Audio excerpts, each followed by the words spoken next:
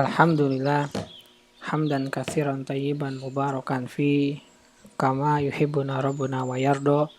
Asyhadu an la ilaha illallah wahdahu la syarikalah wa asyhadu anna Muhammadan abduhu wa rasuluhu alladzi la nabiyya ba'da amma ba'du. Kita lanjutkan pembacaan Taisir Karimir Rahman fi Tafsir Kalamil Manan yang ditulis oleh Syekh Abdurrahman bin Nasir As-Sa'di. Masuk Tafsir Surat Al-Ma'idah, surat yang kelima, ayat yang keempat. Ayat yang keempat, A'udzubillahi minasyaitonirrajim. Yas'alunaka madza uhilla lahum. Qul uhilla lakumut thayyibat wa ma'allamtum minal jawarih mukallibina yu'allimunahunna mimma 'allamakumullah. Fakulu mimma amsakna 'alaikum wadhkurusmallahi 'alaihi wattaqullaha innallaha sari'ul hisab. Mereka menanyakan kepadamu apakah yang dihalalkan bagi mereka. Katakanlah dihalalkan bagimu yang baik-baik dan buruan yang ditangkap oleh binatang buas yang telah kamu ajar dengan melatihnya untuk berburu. Kamu mengajarnya menurut apa yang telah diajarkan Allah kepadamu. Maka makanlah dari apa yang ditangkapnya untukmu dan sebutlah nama Allah atas binatang buas itu waktu melepasnya. Dan bertakwalah kepada Allah, sesungguhnya Allah amat cepat hisabnya. Tafsir ayat yang keempat, Allah Subhanahu wa taala berfirman kepada Nabi-Nya Muhammad sallallahu alaihi wasallam, "Yas'alunaka madza uhilla lahum."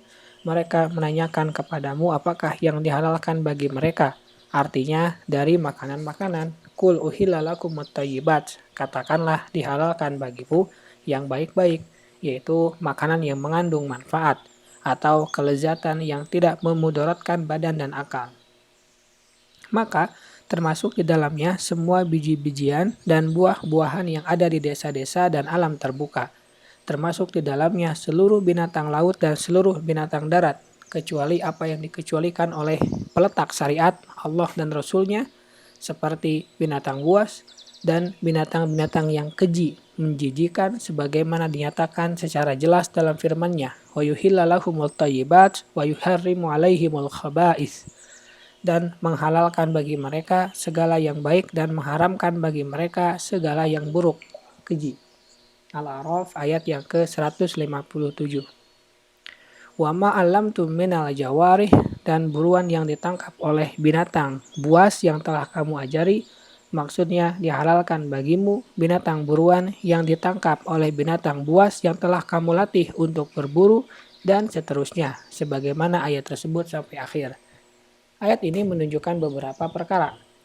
Pertama, kasih sayang dan rahmat Allah kepada hambanya, di mana Allah memperluas jalan-jalan yang halal dan menghalalkan apa yang tidak mereka sembelih dari binatang buruan yang ditangkap oleh binatang-binatang buas yang telah dilatih.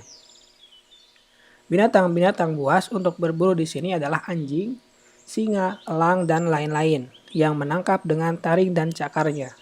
Kedua, hendaknya binatang buas yang dipakai untuk berburu adalah binatang yang terlatih, menurut kebiasaan negeri setempat yang dianggap memenuhi syarat bahwa ia terlatih.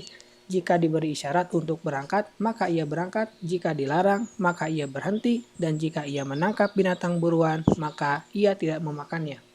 Oleh karena itu Allah berfirman, tu'allimunahunna mimma 'allamakumullah fakulu mimma amsakna 'alaikum.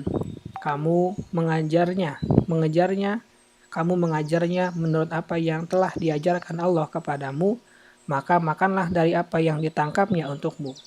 Maksudnya, dia menangkap binatang buruan untuk dirimu. Jika binatang buas itu memakannya, berarti ia tidak mengetahui bahwa ia menangkap untuk majikannya. Mungkin ia menangkap untuk dirinya sendiri. Ketiga, hendaknya binatang buas atau burung pemangsa melukainya berdasarkan firman Allah, minal jawarih, binatang buas yang memangsa. Dan ini harus sejalan dengan binatang yang mati tercekik yang telah dijelaskan pada ayat sebelumnya. Seandainya anjing atau lainnya mencekiknya, atau dia membunuhnya dengan tindihannya yang berat, maka hewan buruan itu tidak halal.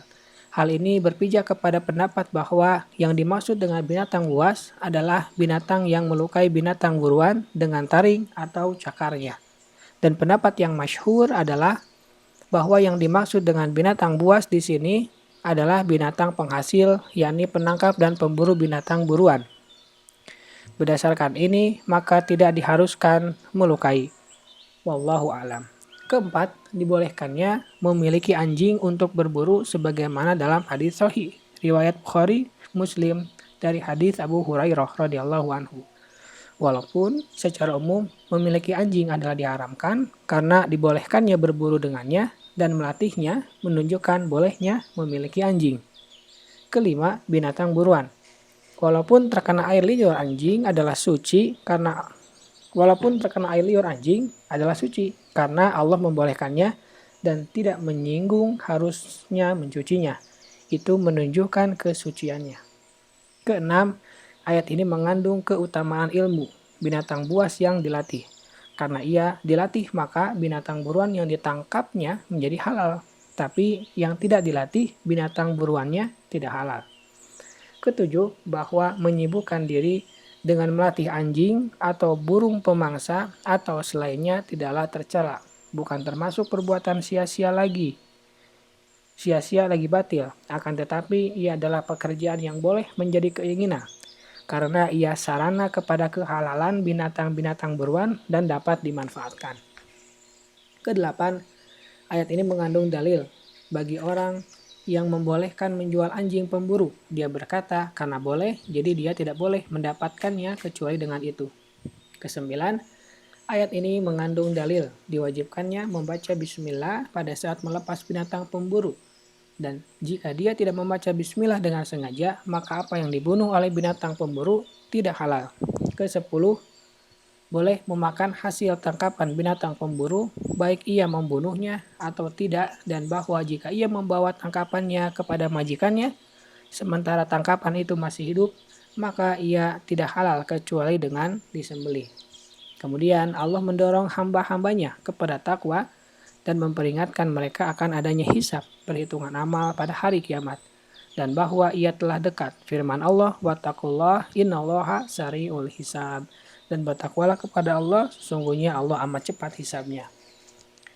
Subhanaka Allahumma wa bihamdika asyhadu an la ilaha illa anta astaghfiruka wa atubu ilaik. Assalamualaikum warahmatullahi wabarakatuh.